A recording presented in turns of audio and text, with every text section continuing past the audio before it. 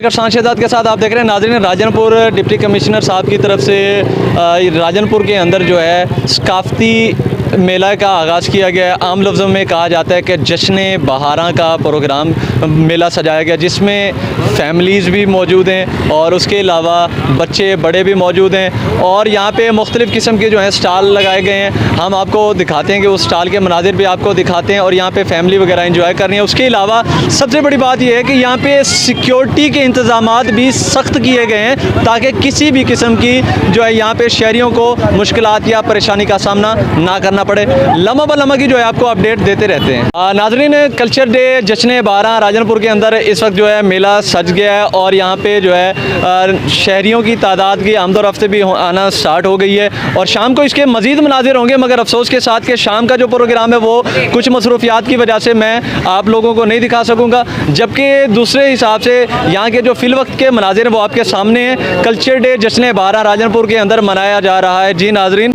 एक ऐसा मेला जो शहरियों के लिए एक बार फिर डिप्टी कमिश्नर साहब की महरूम मिन्नत यहाँ पे लगा है। उसके अलावा DPO साहब के यहाँ पे सिक्योरिटी के इंतजामात भी सख्त किए गए हैं। हर तरह की सिक्योरिटी के यहाँ पे इंतजामात सख्त हैं ताकि किसी भी किस्म का शहरियों को परेशानी का या मुश्किलात का सामना ना करना पड़े।